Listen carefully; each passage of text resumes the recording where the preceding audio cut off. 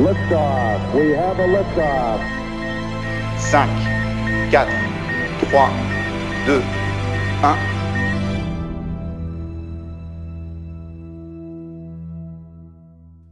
Notre univers est vaste, incroyablement vaste.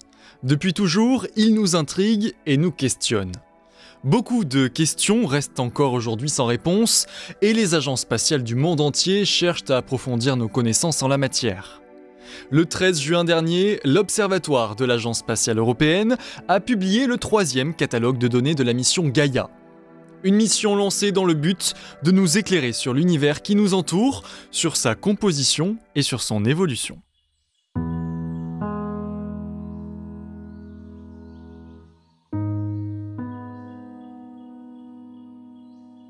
La mission Gaia de l'Agence spatiale européenne est lancée le 19 décembre 2013 depuis le centre spatial guyanais, à Kourou.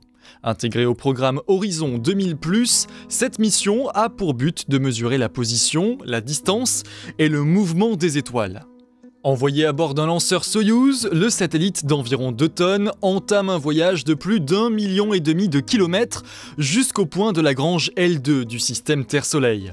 Un point que l'on commence à plutôt bien connaître puisqu'il accueille depuis quelques mois le télescope spatial James Webb dont on a déjà eu l'occasion de parler dans le 20e épisode de la capsule de l'espace.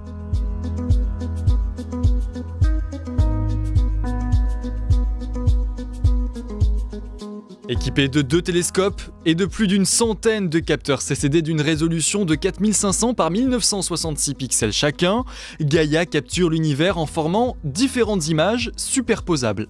Pour effectuer sa mission, le satellite embarque différents instruments de pointe, un instrument astrométrique pour mesurer la position des étoiles et leur déplacement, un instrument spectrométrique pour mesurer l'intensité lumineuse dans 2 bandes spectrales différentes et un spectromètre à haute résolution pour calculer la vitesse radiale des objets les plus lumineux.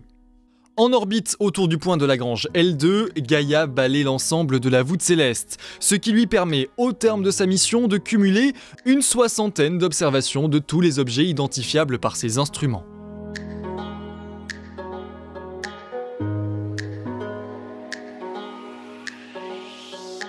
Gaia est un satellite d'astrométrie.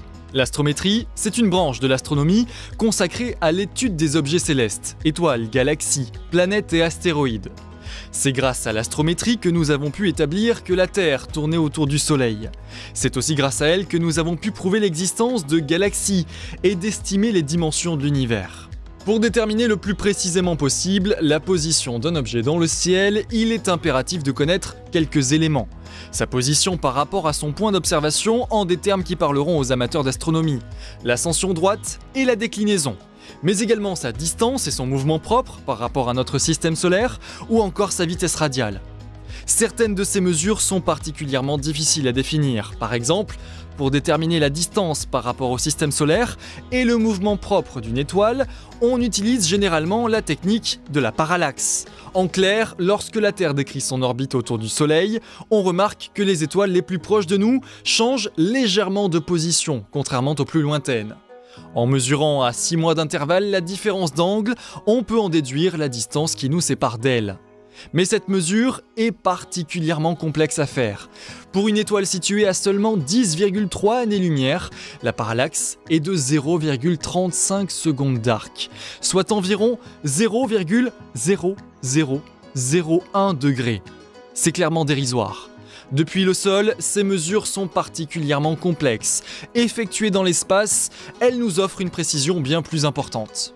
Ce 3e catalogue publié recense une quantité impressionnante de données.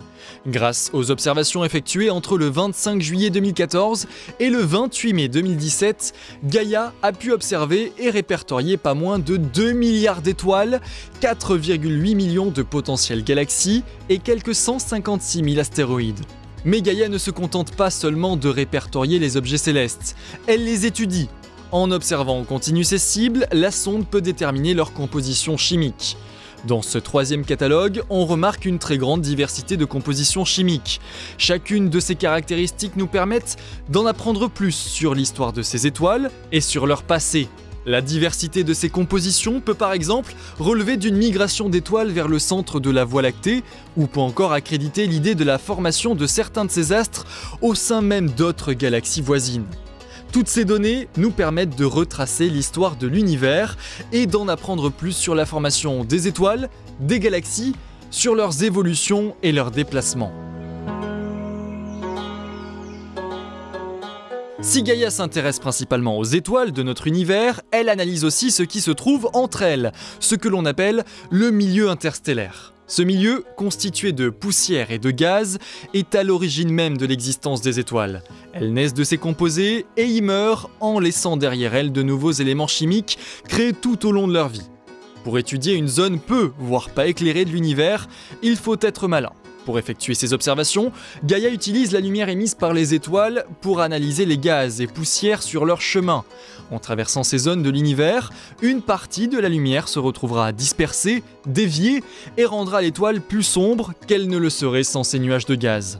En analysant les observations faites par la sonde et en isolant certaines longueurs d'onde, les scientifiques peuvent en déduire la quantité de matière présente entre l'étoile observée et la sonde. Au fil des mois, des années, une cartographie précise de l'univers et du milieu interstellaire peut être réalisée.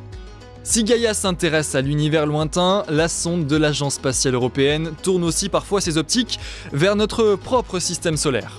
Ce troisième catalogue nous donne des informations majeures sur pas moins de 158 000 objets du système solaire, grâce à plus de 23 millions de mesures réalisées sur 34 mois.